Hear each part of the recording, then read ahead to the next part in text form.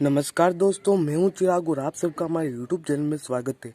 आज की इस वीडियो में हम जयशंकर प्रसाद के कवि परिचय के बारे में बात करने वाले हैं। बोर्ड एग्जाम देने वाले बच्चों के लिए ये वेरी इंपॉर्टेंट कवि परिचय है, इसलिए आप इस वीडियो को एंड तक जरूर देखना। तो दोस्तों, हम बिना टाइम वेस्ट करते हुए आज की इस वीडियो को शुरू करते हैं। छायावादी कवि जयशंकर प्रसाद का जन्म काशी नगरी में सन 1889 में हुआ था।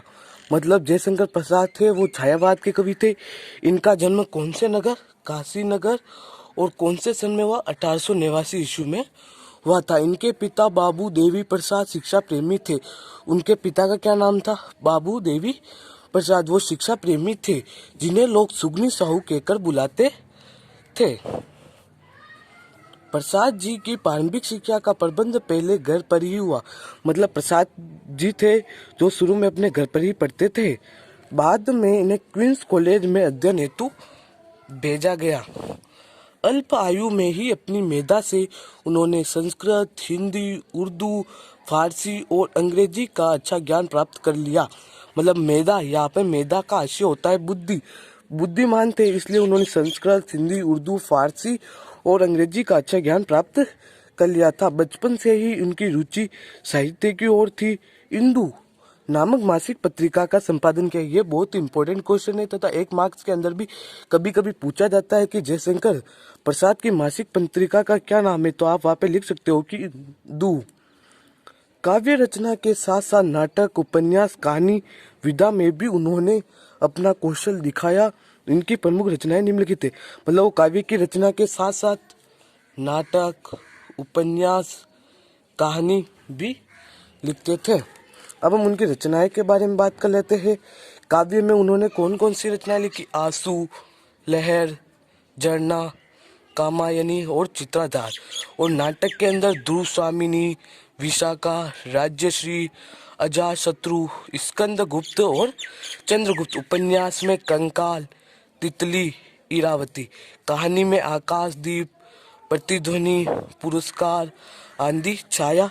ये इनकी प्रमुख कहानियां थी। निबंध में काव्य कला और अन्य निबंध। छायावादी कवियों में अग्रणी है कामायनी। इनका अन्यतम काव्य ग्रंथ है। इनका अन्यतम काव्य ग्रंथ आपको एग्जाम में पूछ ले तो आप वहाँ पे लिख सकते हो कामायनी, जिसकी तुलना संसार के श्रेष्ठ काव्यों से की जाती है। सत्यम शिवम सुंदरम का जीता जागता रूप प्रसाद के काव्य में मिलता है।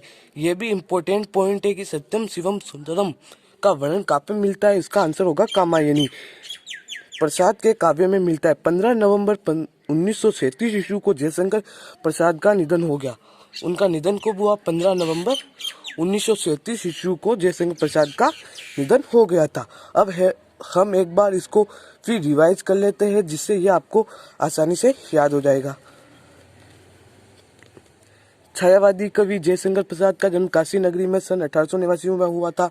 मतलब जयशंकर प्रसाद है जो छायावादी कवि थे तथा इनका जन्म काशी में 1889 ईस्वी में हुआ था।